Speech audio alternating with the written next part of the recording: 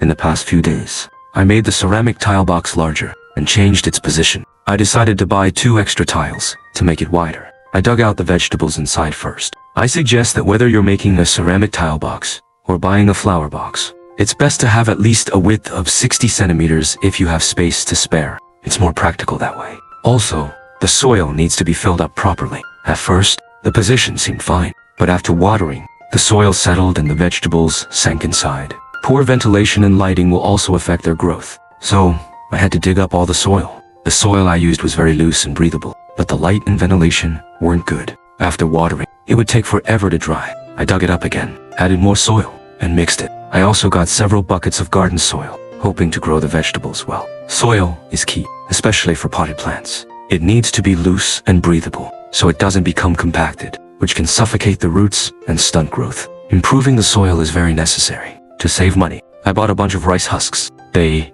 along with rice, husk, charcoal, are essential materials for soil improvement. I mixed the rice husks into the dug-up soil. I don't know the exact amount yet, so I'll set it aside for now. Next, I took apart the ceramic tile box and reassembled it. This time, I didn't plan to add feet to the bottom, so the sides wouldn't block the light. Assembling it is quite simple. Just place the tiles properly, then fit the different clips into their respective positions. The F-shaped 90-degree clips go at the seams of the bottom and in the middle, while the L-shaped clips go at each corner of the tiles, one at the top and one at the bottom. The straight clips go at the seams between the top 2 tiles. For each tile installed, tighten the screws slightly to secure them and prevent them from tipping over. Once all the tiles are in place, tighten all the screws to secure everything. Since I widened it, I'm worried that filling it with soil might risk bursting once it's assembled. I added ceramic pellets. These are mainly to prevent the soil from leaking out through the seams below. If the box is relatively short, I wouldn't recommend using ceramic pellets.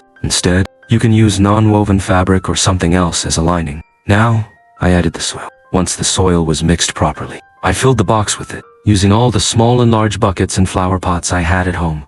Now I just have to pour it into the box. Also, the rice husk charcoal is essential to add. It not only helps adjust the soil's pH, but it also prevents pathogens and pests in the soil. It's also rich in potassium, which is an essential nutrient for vegetable growth. Finally, I added base fertilizer, like composted cow or sheep manure, chicken manure, or any compost. You can also add base fertilizer when planting by placing it in the hole. Finally, it's done. The soil improvement is complete.